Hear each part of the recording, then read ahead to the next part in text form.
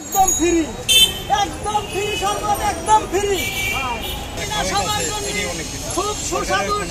আমি ঢাকা শহরে দেখি নাই, আমার কালকে হঠাৎ করেই ওই পররাষ্ট্রমন্ত্রী ওখান থেকে পানি পিপাসা লাগলো। তা মনে হলো আমি পানি না খেয়ে বেরোলাম অফিস থেকে, কোথায় খাবো, এখানে এসে দেখলাম যে পানি। তা মনে হলো যে আল্লাহ এটা আমার জন্যই রেখেতেছে।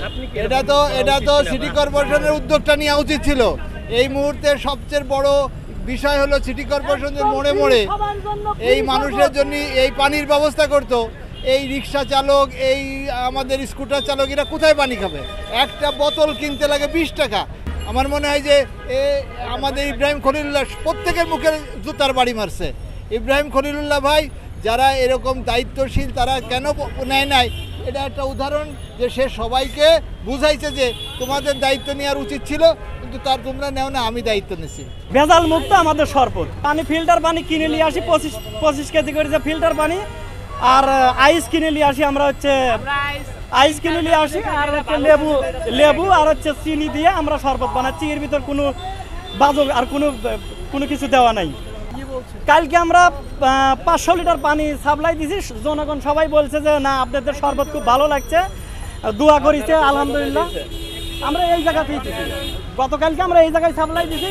ইনশাল্লাহ আমরা 5-7 দিন যাই, গরম থাকুক, আমরা এই জায়গায় সাপ্লাই দেবো। না, কেউ বলে নাই যে আমাদের এই শরবত খাওয়া সমস্যা হচ্ছে। আসলে সারা বাংলাদেশে আমরা সকলেই দেখতে পাচ্ছি এক সপ্তাহের উপরে প্রায় 42-43 ডিগ্রি, কোথাও আরও কম বেশি। এই প্রচণ্ড তাপে বিশেষ করে যারা দিনমজুর রয়েছে, যারা সাধারণ মানুষ রয়েছে, বিশেষ করে যারা রিক্সাওয়ালা, সে যখন তার একটা খ্যাপ নিয়ে আসে, প্রচণ্ড শরীর থেকে তার লবণ বের হয়, তার প্রচণ্ড পরিমাণে পানি পিপাসা লাগে। সেই সময় তার এক গ্লাস ঠান্ডা পানি তার কাছে খুবই মূল্য। কিন্তু বড় দুঃখ, আফসোস আর পরিতাপের বিষয় হলো যে আমাদের সমাজে একটা ঠান্ডা পানি যদি হাফ লিটারে পানি কিনতে যায় তাহলে তার 20 টাকা প্রয়োজন। তো সেই মানুষটি 20 টাকা দিয়ে আসলে এই এতটুকু পানি কিনে খাওয়ার সামর্থ্য তিনি রাখেন না।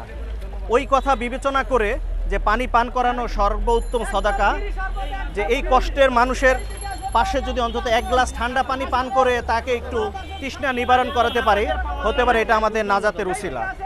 জি, আসলে শুধু সিটি কর্পোরেশন না, আমরা প্রত্যেকজন মানুষ, সমাজে যারা বিত্তবান আছি, যারা যুবক রয়েছি, প্রত্যেকটা মার্কেটের বড় বড় ব্যক্তিরা রয়েছে, সভাপতি, সেক্রেটারি রয়েছে, সরকারের পাশাপাশি আমরা চাইলে সবাই প্রত্যেকটা পয়েন্টে এরকম ঠান্ডা পানি, লেবুর শরবতের ব্যবস্থা রাখতে পারি, যেন মানুষের কষ্ট না হয়।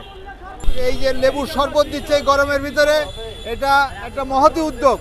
এবং ইব্রাহিম খলিলুল্লাহ ভাইয়ের মতো একজন সামান্য ইমাম এই উদ্যোগ নিছে। এটা যারা সম্পদশালী তাদের দেখা উচিত, তারা যদি এরকম উদ্যোগ নিত তাহলে মানুষের অনেক উপকার হতো। এটাকে আমি স্যালুট করি এবং আমি মনে করি ইব্রাহিম খলিলুল্লাহ একটা বিরাট ভালো কাজ করছে। এটা একটা উদাহরণ হিসেবে থাকতে পারে।